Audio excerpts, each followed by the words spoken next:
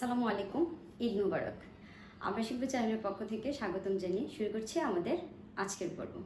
এ পর্বে আমরা আসলে 2025 যারা এসএসসি পরীক্ষা দিতে যাচ্ছ তাদেরকে কিছু টিপস দিব।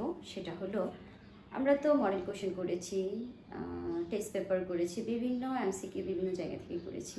তারপরে বলছি আমরা মেইন বইয়ের এমসিকিউটা করেছি কিনা। হয়তো কেউ করেছি, আবার কেউ তোমরা কেউ করোনি। তো যারা করেছো তাদেরও রিভিশন হয়ে যাবে, আর যারা করোনি তারা নতুন করে একটু দেখে নিও, তোমাদের জন্য উপকার হবে। আশা করি এখানে যে মেইন বইয়ের যে এমসিকিউগুলো, এগুলো আসলে এক এক টাইপের। তো আমাদের যে টেস্ট পেপারগুলো তৈরি হয়েছে এগুলো দিয়েই 1 থেকে 10টা বানিয়েছে, এমন একটা সিচুয়েশন আসছে।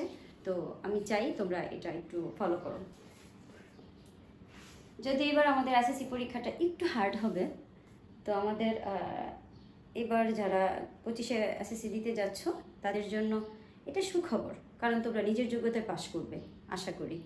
ঠিক আছে, আমরা যদি পারি তাহলে তো আমাদের সমস্যা নেই। হার্ড হোক, ম্যাজিস্ট্রেট থাকুক, সেনাবাহিনী থাকুক, আমাদের কি, ঠিক আছে? আমরা যারা পারি আমাদের কোনো ভয় নেই।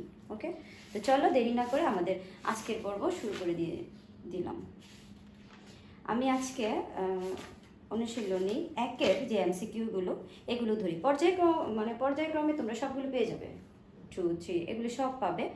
আমি এখন তোমাদের কন্টিনিউ এগুলো দিয়ে যাব। ইভেন শুধু এটা না, তোমাদের প্রত্যেকটা সাবজেক্টের শর্ট টিপসগুলো আমি দিয়ে যাব এসএসসি অবধি। যতদিন এসএসসি পরীক্ষা চলবে তোমরা আমার সাথে থেকো, আমার কাছ থেকে কিছু না কিছু তোমরা পাবে।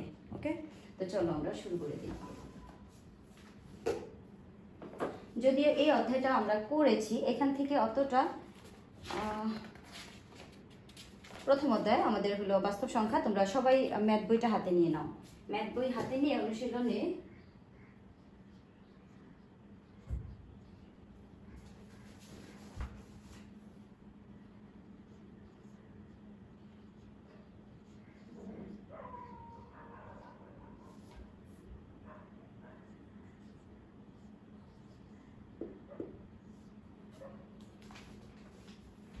দেখো, তোমরা বইটা হাতে নাও। এখানে কি দেওয়া আছে? নিচের কোনটি অমূলদ সংখ্যা? নিচের কোনটি অমূলদ সংখ্যা? আচ্ছা, এখানে অপশন দেওয়া আছে তোমার 4টার মধ্যে আমরা তো এমনিতে বলতে পারবো না। অমূলদ মানে কি? দেখো, তোমাদের মেইন বইয়ের যে পিছনে একদম শুরুর যে অধ্যায়ের চ্যাপ্টারটা, এখানে কিন্তু অমূলদের একটি সংজ্ঞা আছে, তোমরা এটা পড়ে নিও। দেখো, যে সংখ্যাকে p/q আকারে প্রকাশ করা যায় না, আর যেখানে p ও q পূর্ণ সংখ্যা থাকবে, p/q আকার অর্থাৎ ভগ্নাংশ আকার, হর, জার এবং লব থাকবে। এখানে তোমার p আর q পূর্ণ সংখ্যা থাকবে। পূর্ণ সংখ্যা কি? 0 সহ সকল ধনাত্মক এবং ঋণাত্মক সংখ্যাই হলো পূর্ণ সংখ্যা। এবং যে হর, যে কিউর মানটা নট ইকুয়াল 0। ঠিক আছে, তো আবার আছে, এটা হলো একটা সংখ্যা। আরেকটা আছে, যে সংখ্যাকে সেই সকল সংখ্যাকেই তো অমূলদ সংখ্যা বলে। পূর্ণবর্গের নয় এমন সংখ্যা যেটা পূর্ণবর্গ হবে না, যেমন আমরা জানি যে 2 2 4 এরকম, হ্যাঁ, যেমন 16 রুট কত 4 এরকম, 4 রুট কত বর্গমূল যেটা সেটা হবে 2, এরকম যে সংখ্যা হবে না তার বর্গমূল একটা অমূলদ সংখ্যা। আচ্ছা, গেল এটা এর মধ্যে। আচ্ছা, তো চলো আমরা এই সংজ্ঞাটা তোমরা একটু দেখে নিও। তো এখান থেকে আমাদের একটু উপকার হলো, তোমরা একটু এইভাবে একটু দেখে নিবে। দেখো, 1 নাম্বারটা যেটা, নিচের কোনটি অমূলদ? এখানে 1 নংয়ের দেওয়া আছে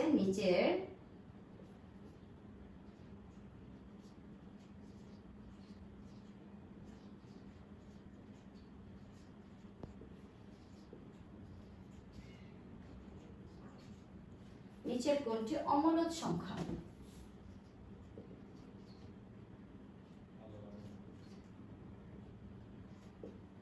এখানে কোন অঙ্কটা দেখি, যেটা রাইট হবে আমরা সেটাই তো দিতে হবে। আসলে এমসিকিউ বাট অঙ্ক করে আমি তোমাদেরকে দেখায় দিচ্ছি। দেখো, এখানে 0.3 তার মাথায় আছে পৌনঃপুনিক।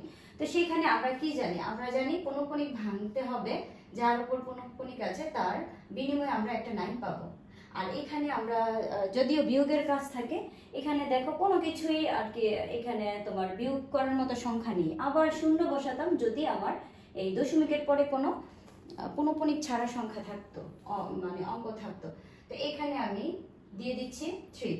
তো এটা যদি আমরা কাটাকাটি লঘিষ্ঠ রূপে প্রকাশ করি, এটা হতে পারে।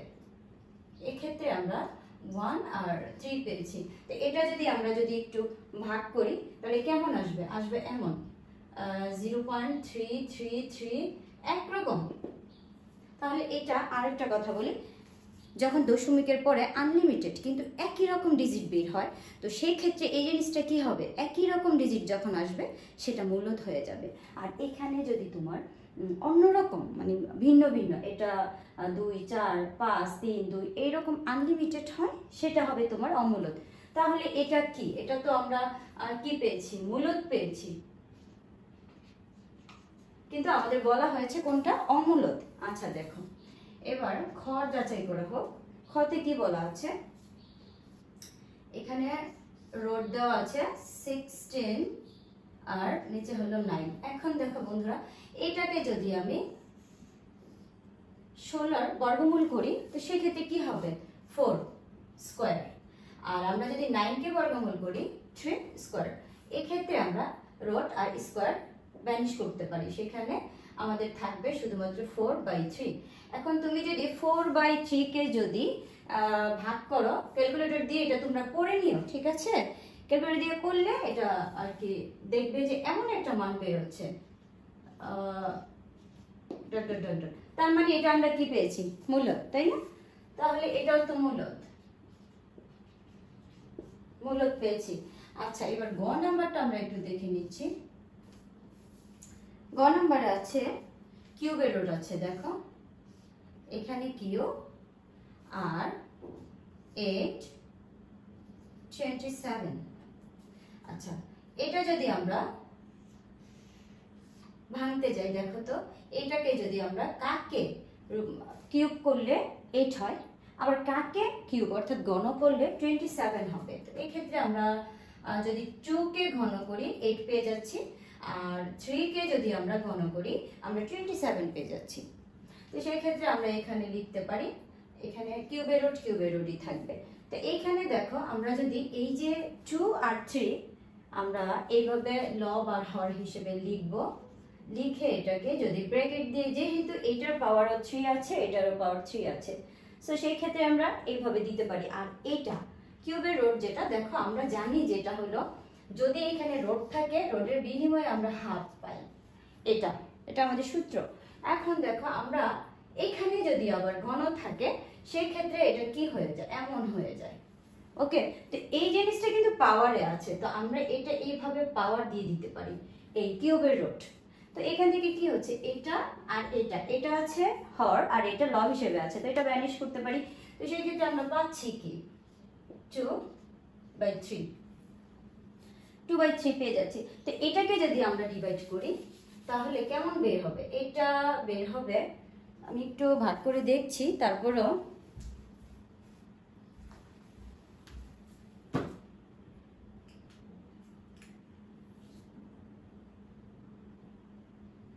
হ্যাঁ, এখানে উপরে আছে, তোমরা ক্যালকুলেটর দিয়ে এভাবে একটু ভাগটা করে নিও। ওকে, তো দেখো এমন একটা মান বের হচ্ছে 0.6666।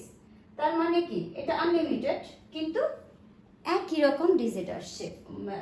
তাহলে এটাও কি? মূলদ। ওকে, তাহলে এটা কি আসছে? এটাও মূলদ সংখ্যা আসছে। হ্যাঁ, এটাও মূলদ। এবার অমূলদটা কে? তার মানে লাস্টেরটা হয়ে যাবে আমাদের অমূলদ। এখানে তো প্রশ্ন করা আছে অমূলদ। এবার তোমরা ঘ নাম্বারটা একটু দেখে নাও। ঘ নাম্বারটা কি বলছে? 5/√3। এটাকে আমরা ভাগ করতে পারি। এটাকে যদি আমরা ভাগ করি আমাদের কি আসতেছে দেখি, 5 ডিভাইডেড বাই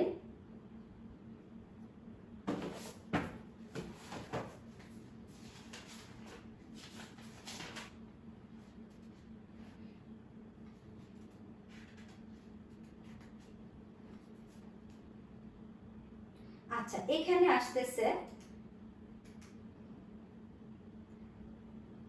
2, তারপর আছে 8867, তারপর আছে 5167514646। আচ্ছা বন্ধুরা, এই যে একটা ডিজিট, এটা তোমরা দেখো। এখন আমরা ক্যালকুলেটর, সাইন্টিফিক ক্যালকুলেটর নিবে, তোমরা নিয়ে উপরে লব হিসেবে তাকে দিবা, ঠিক আছে, লব হিসেবে এখানে আমাদের দিতে হবে কাকে, উপরে।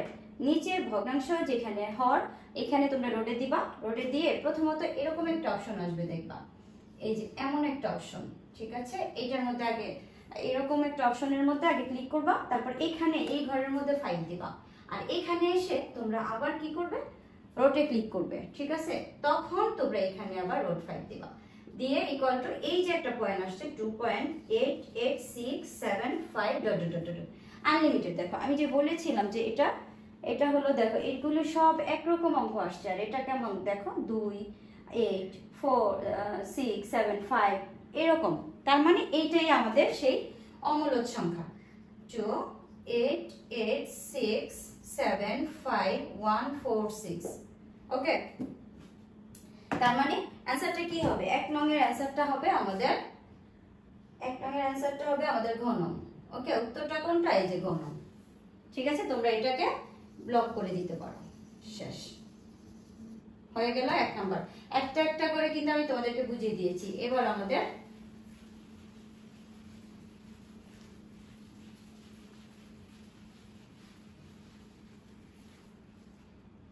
আচ্ছা, এবার 2 নংটা কি আছে দেখো, 2 নংয়ে আছে ABCD 4টি ক্রমিক স্বাভাবিক সংখ্যা হলে নিচের কোনটি পূর্ণবর্গ সংখ্যা।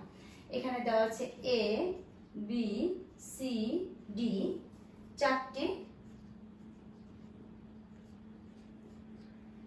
4টি ক্রমিক স্বাভাবিক সংখ্যা।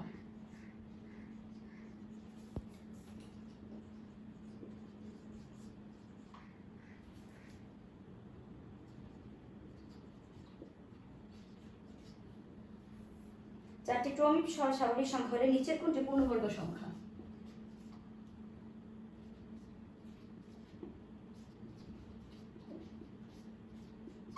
কোনটি পূর্ণবর্গ সংখ্যা। ওকে, এখানে প্রথম অপশনটা দেওয়া আছে।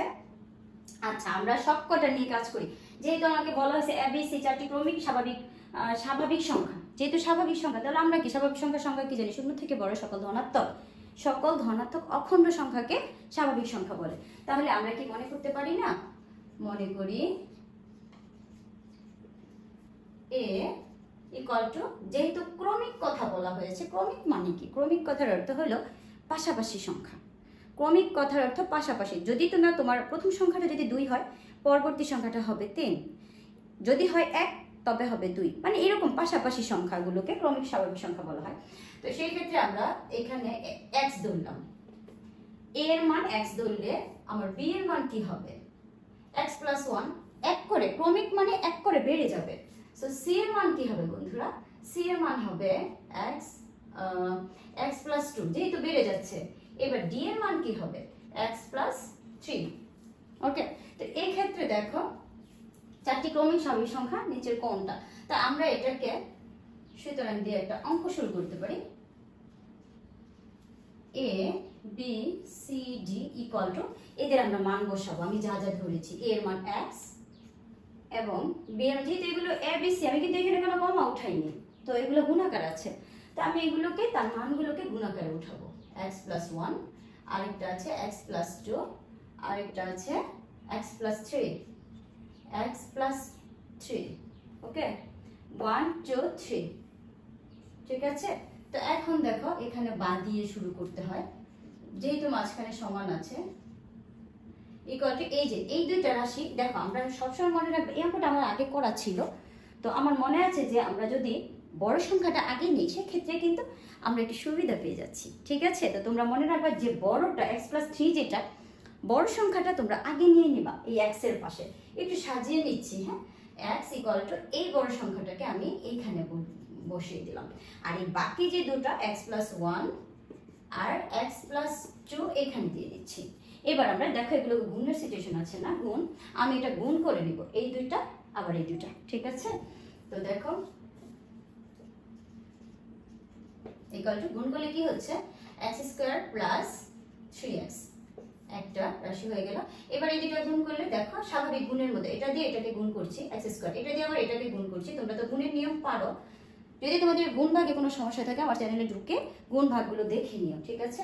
তো এখানে এক্স স্কোয়ার প্লাস এ হলো 2x প্লাস এটা দিয়ে আবার এটাকে করলে x প্লাস এখানে 2 বা এ বি সি ইকুয়াল টু, দেখো এখন এগুলোও কিন্তু এক ধরনের গুণ আকারে আছে, বাট আমার ভেতরের কাজটা আগে শেষ করে নিচ্ছি।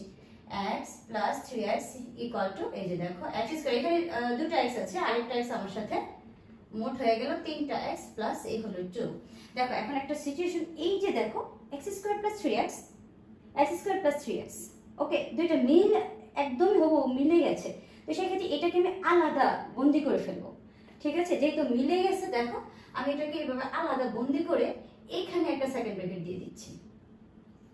দেখো এই রাশিটা আর এই রাশিটা দেখো মিলে গেছে, তো এই কারণে আমার গুণটা আর করতে হচ্ছে না, আমি সহজে গুণ করবো। ইচ্ছে করলে তোমরা ওইভাবে গুণ করতে পারবা, বাট আমি এইভাবে নিয়ে নিচ্ছি আমার সুবিধার জন্য, যেহেতু মিলে গেছে এই দুটা।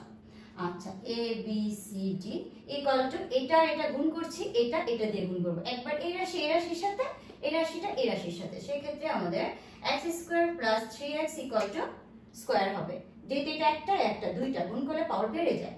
তো এখানে এই যে হলো 2, এই 2টা এই যে এটার সাথে যদি গুণ হয় তাহলে অবভিয়াসলি এটা ব্র্যাকেটের বাইরে দিয়ে দিচ্ছি, প্লাস এই হলো 3x। দেখো এইটা আর এইটা স্কয়ার দিয়ে দিয়েছি দুইটা, আর এটার সাথে যখন 2 এর গুণ হবে 2টা বাইরে থাকবে, আর এই যে এটা এভাবে লিখে ফেলেছি। এখন আরেকটা জিনিস তোমরা দেখো বন্ধুরা, এখন কিন্তু এই জিনিসটা এটা কিন্তু স্কয়ার আছে, এই x square plus 3x square, আর এটা কিন্তু স্কয়ার ছাড়া। তো সেই ক্ষেত্রে কিন্তু আমরা এটার সাথে আবার গুণ করে ফেলতে পারি 2x এর সাথে।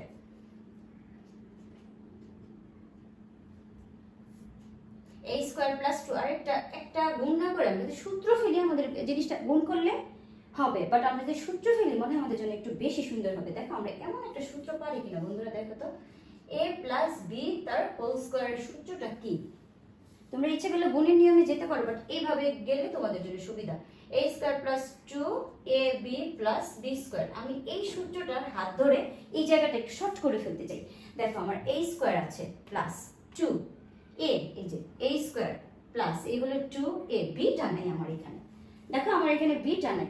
এখন আমি যদি এখানে ওদের এখানে এই যে 1 দিয়ে, দেখো a স্কয়ার প্লাস 2, এটার সাথে এটা মিল, তাহলে 2a এ হলো b, নিজে থেকে নিলাম 2ab প্লাস এ হলো b স্কয়ার যদি দেই, এই যে দেখো a square plus 2ab plus b square, এই হলো তোমার b স্কয়ার। কিন্তু বিষয়টা হলো আমি এক কোথায় পাবো, এটা আমি বাড়তি নিয়েছি, তাই তো? এই জন্য আমি এটাকে মাইনাস করে দিচ্ছি, সূত্র বানানোর সুবিধার্থে আমি নিয়েছি, এখন আবার এটাকে বিদায় করে দিচ্ছি। তো এখন কিন্তু আমরা সরাসরি লিখে ফেলতে পারি a square plus 2ab plus b square, ঠিক আছে? এই যে এইটুকুর বিনিময়ে এই যে এইটুকু সূত্র হয়ে গেছে, ঠিক আছে? আর এইটা আলাদা, তো সেই ক্ষেত্রে আমরা লিখতে পারি, এটা যেহেতু পেয়েছি আমরা এটা লিখব,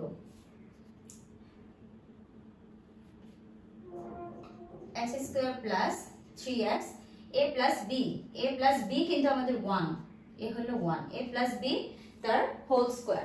এখন এই যে -1টা আমাদের রয়ে গেছে, এ হলো -1, বা এখান থেকে দেখো আমি যদি এটাকে আমার লেফট হ্যান্ড সাইডে নিয়ে আসি তাহলে কিন্তু আমাদের একটা পূর্ণবর্গ সংখ্যা আমি পেয়ে যাচ্ছি। দেখো a b c d, এখানে মাইনাস আছে, এটা যদি আমি লেফট হ্যান্ডে নিয়ে আসি প্লাস হয়ে যাবে, +1 equal to x square plus 3x plus 1। দেখো a b c d plus 1 equal to a plus b তার হোল স্কয়ার, অর্থাৎ পূর্ণবর্গ সংখ্যা আমি পেয়ে গেছি।